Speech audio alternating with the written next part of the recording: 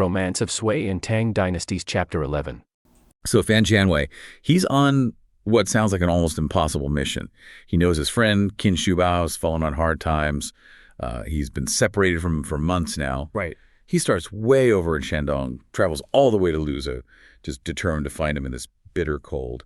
And his first stop is this place, the Wing Shower Inn. And right away, that's where the anxiety kind of kicks in. He finds the innkeeper's wife, Lu Shi. She confirms, yes, Qin Shubao was here. Okay, good start. But she tells Fan that Qin left weeks ago, way back on the 1st of the 10th month. And here's the crucial detail, the first real sign of Qin's distress. Yeah. He'd been forced to sell his only horse just to scrape together money for the road. Oh, wow. Just that one detail. That's devastating. It is. Fan immediately realizes how bad things must be for Qin. The source says he just breaks down weeping, terrified his friend is lost or in deep distress. You can picture it, can't you? A friend, totally alone, broke, selling his transport, heading out into the cold with nothing. And Fan's thinking, it's been 2 months. Has Qin died from exposure, starvation? It's a terrible moment for him. And then the environment itself just piles on. Fan Jianwei leaves the inn, and the sky just opens up. Yeah, the sources describe this massive, debilitating snowstorm. And it's really important. This isn't just atmosphere. This is nature itself pressing down on him. It seems like this weather just seals off every other option. The snow was like invading his neck and ears, the cold so bad he could barely open his mouth. Mm-hmm. The language they use is amazing. The storm was pressuring the green hills until they lose color. Mm-hmm. It paints this picture of just utter misery, especially for anyone poor and trying to travel. But that misery, ironically, kind of saves the situation. Because the storm and the darkness, they get so overwhelming, Fan physically cannot keep going on the main road. He's forced to look for shelter. Which brings him right to the East Yu Temple. Exactly. And this feels like, I don't know, fate intervening, doesn't it? Yeah. The sources specifically point out this is the exact temple where Qin Shubao had been sick just before. It's incredible plotting. If it hadn't been for that blizzard, that sheer violence of the storm, Fan would have probably just pushed on down the road and completely missed his chance. So he gets to the temple, and the abbot, Wei Guanzu, sees him. And the tension just immediately breaks. The abbot's welcoming, and then to Fan's total disbelief, he recognizes his name instantly. He says, "Brother Shubao mentioned your name." Wow. Just like that. Just like that. It's the thread Fan was desperately searching for, pulled taut by the snowstorm. So the abbot acting like the perfect narrative guide here. Right. He lays it all out. He gives them the full story. Yes. Yeah. He confirms Qin had been seriously ill there, starting around October 2nd. But then comes the huge relief Fan needs to hear. On the 15th of that 10th month, Shan Xiangsun. He's a well-known local hero, right? Right. From the Second Worthies Manor. The very one. Shan rescued Qin and took him home to his manor to recover, and the abbot confirms Qin got better by the 15th of the 11th month, and he's actually still there, safe at the manor. Okay, so the relief for Fan Jianwei must have been immense. Oh, it's one of the most powerful emotional shifts in the whole story, that terror and despair he felt. Completely wiped out. The narrative uses these incredible analogies to capture his joy. It's not just relief, it's like pure euphoria described there. He feels like a poor scholar finding 1,000 tales of gold. Right, or a caged tiger suddenly sprouting wings. Or even a farmer suffering a terrible drought finally getting heavy rain. It's total vindication for everything he went through. Exactly. And what this really shows, I think, is how these traditional narratives often use fate or external forces like that storm to reward virtue. Fan's moral commitment, his loyalty to his friend, it guides him right to the information he needs. Which then leads him straight to the manor. And he finds Qin Shubao there with Shan Jiangsun, just relaxing and enjoying this snow scene. A happy reunion. But Fan still has that difficult news to deliver. He gives Qin the letter and the money from his mother, who is ill. And this is what brings us right to the core of the debate, doesn't it? Directly to it. Qin Shubao reads the letter, and the text says he reads it through tears. Understandably right. Of course. And driven by that immediate, very powerful emotion, he just announces he's leaving right then and there, immediately, in the middle of the heavy snow, to rush home. And that's the moment Shan Xiangsun steps in. He steps in, and very subtly, but also very firmly, he challenges him. This is where we get that really fascinating philosophical point. Shan smiles, apparently, and says, "Great filial piety is true, minor filial piety is false. Da Xiaowei Zanxin Xiaowei Jink. That line, that is the absolute anchor point for this whole section of the source. Sean is basically saying that this immediate, emotionally driven desire to rush to his sick mother, that's just minor filial piety. Minor, even false filial piety. Or false, exactly. Because, in Sean's view, it's merely satisfying emotion. Chunking Siyi. Hold on, that sounds harsh. Why would the immediate, what feels like the right emotional action rushing to your sick mother, why would that be labeled false? What could possibly be more important than that? Well, it's not about ignoring the mother's plight at all. It's about strategic duty. Sean's argument is very logical, very focused on long-term sustainability. He lays out 3 key points. Okay. The first, and probably the most immediate, is the risk to Qin's own health. You're newly recovered, Sean points out. Qiong sing you. Right, so traveling in that blizzard could cause a relapse or worse. Exactly. The risk of death is real. But why is that more important than his mother's immediate comfort or need?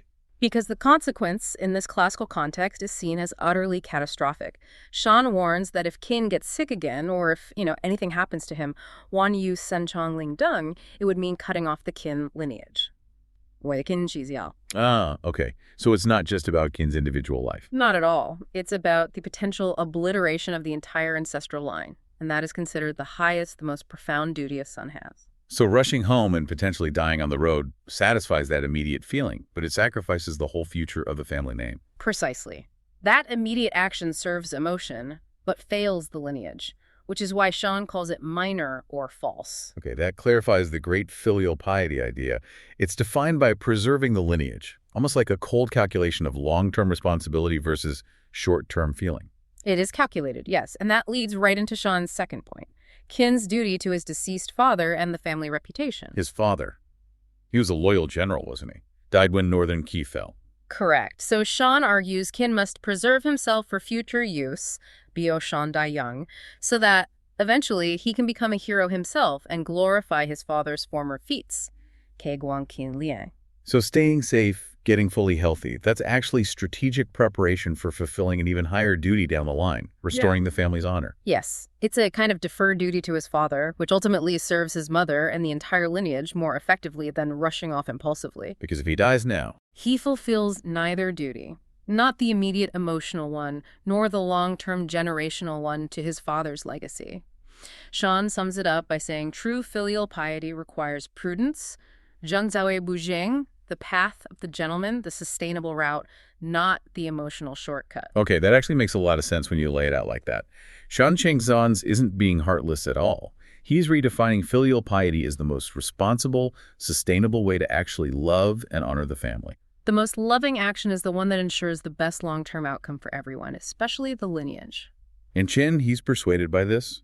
The text says Shan's argument was reasoned and heartfelt, Sei Lang King Qi. Plus, it mentions Qian himself was actually secretly pretty scared about traveling in that deep cold. Understandably. So once the philosophy is settled, Sean immediately pivots to the practical solution. And this is crucial. He shows that his concept of great filial piety isn't just talk.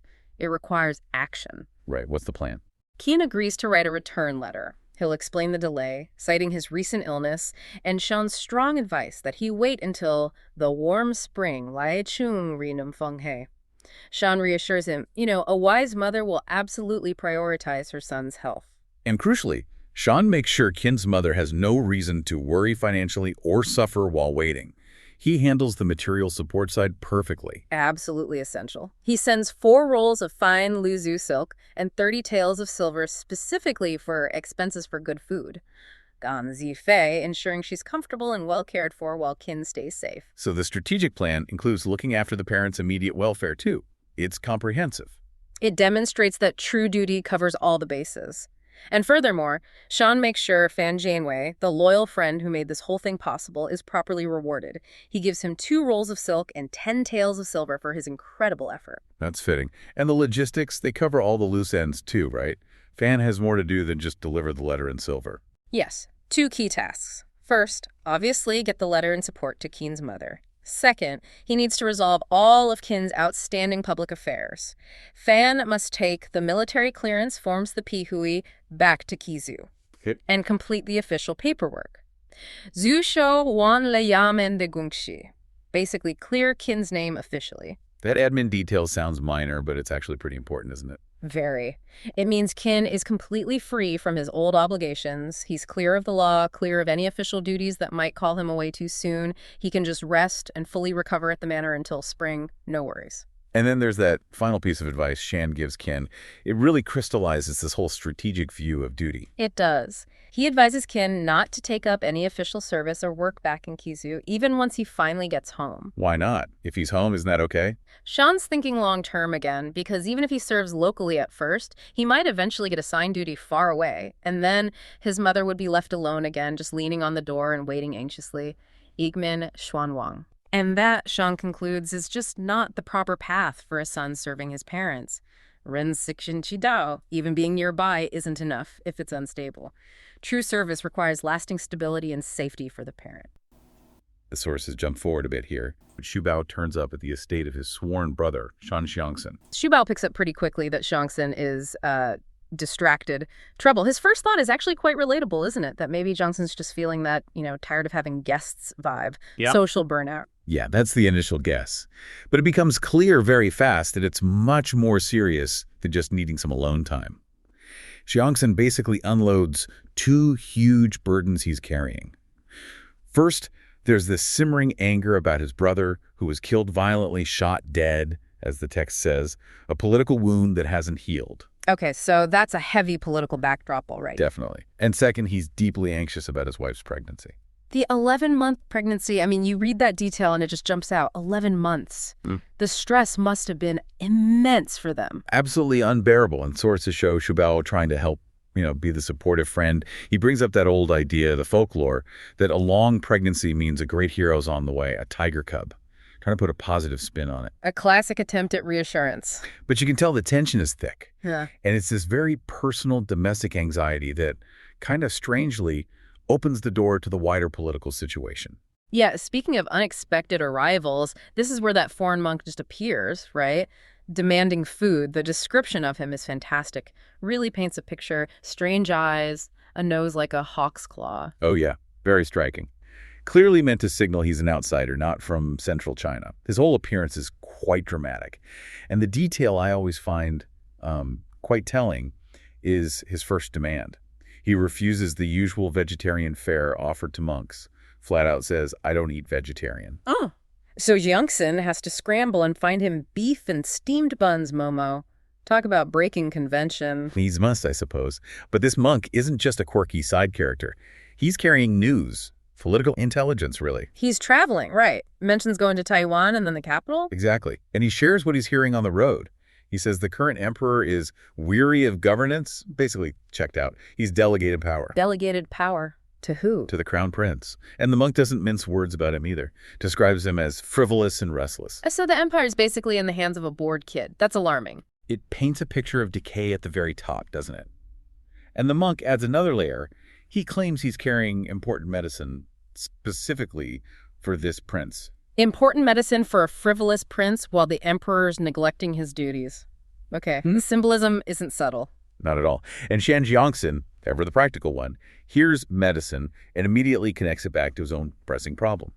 He asks the monk, do you happen to have anything for inducing childbirth or regulating things? A desperate but clever ask. Did the monk have anything? He did. He gives Jiangsun this tiny pea-sized pill wrapped in yellow paper. But the medicine itself is almost secondary to the prophecy that comes with it, a conditional prophecy. It all depends on timing. Okay, I remember this. Lay out the conditions again. It's such a great narrative hook. Right. So the monk says, if the baby is born that very night, right around midnight, it will be a girl. But if the birth happens the next day, it will be a boy. The timing is everything. So much pressure on that one little pill. And what happens? The wife takes the medicine. And just as predicted, at midnight, she gives birth.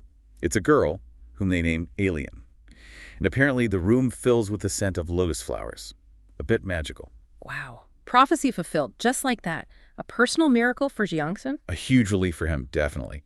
But while Jiangsun is caught up in this family moment, Shubao's mind snaps right back to the monk's other news. The political stuff. The emperor shirking his duties. the restless crown prince. He can't shake it, can he? The fact that even a random foreign traveler knows the Sui court is in trouble, that feels significant. It really underscores the instability. But here's where you see the fundamental difference between the two sworn brothers.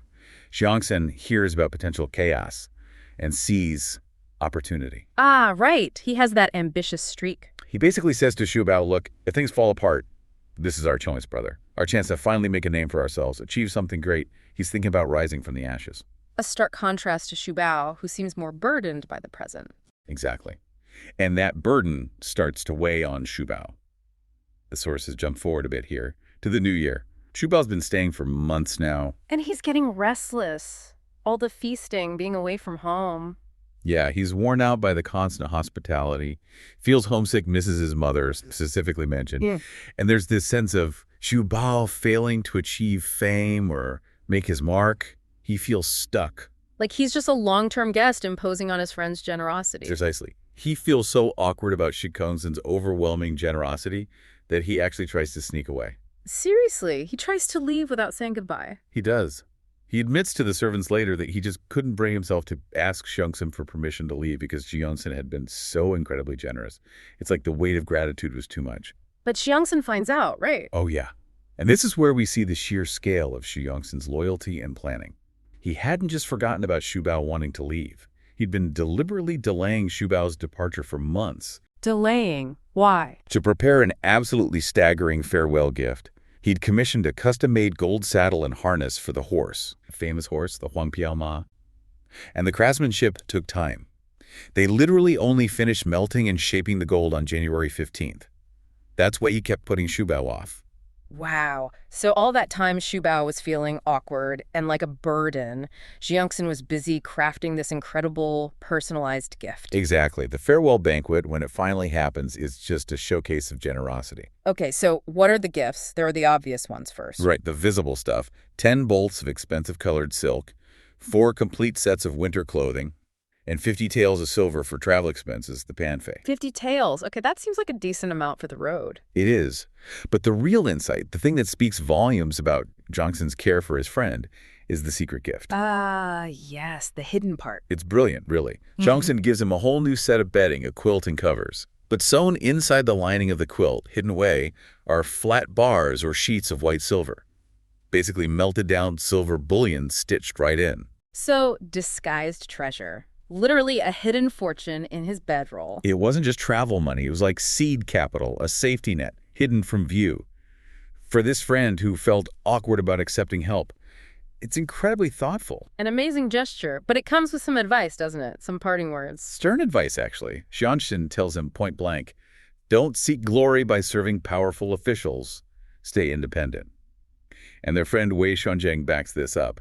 He mentions meeting some wise hermit, and who predicted the Sui dynasty wouldn't last long, and said wise people should wait for the true ruler to emerge. So politically, strategically, it's sound advice, isn't it? Lie low, wait for the chaos to settle, don't tie your fate to a falling dynasty. Logically, yes, it's perfect advice, protects him physically and morally. But here's the kicker, the psychological twist that the sources really focus on. Shubao feels insulted. Insulted by the advice or the gifts? By the combination, it seems. He takes the advice, coupled with that visible 50 taels of silver, as pity. He feels like Xiongxin sees him as diminished, like a charity case. He thinks staying too long makes the person seem cheap. Wait, hold on. He's got a custom gold saddle, a quilt stuffed with silver bullion, and he's hung up on the 50 taels of walking around money. How does that compute? It doesn't, logically. And that's the genius of the source material's insight here. His pride is completely blinding him. He gets fixated on the 50 taels. He internally argues that someone of his standing needs hundreds of gold a year just for socializing and maintaining appearances. So 50 seems like pocket change for a pauper, confirming his fear that Johnson thinks he's broke. So the sheer extravagance of the real gifts, the gold saddle, the hidden silver, it just doesn't register against his wounded pride about the visible cash amount. Exactly. It's a fascinating look at how pride can distort perception. He feels cheapened, even amidst overwhelming generosity.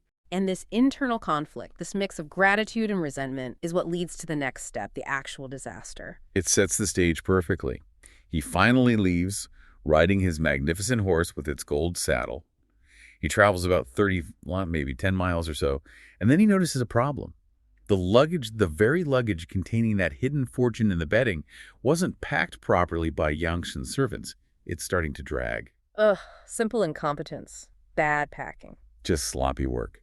But for Shubao, who knows, perhaps subconsciously, how valuable that bedding really is, he can't risk it. He stops in this little village called Zailin Jujube Tree Grove.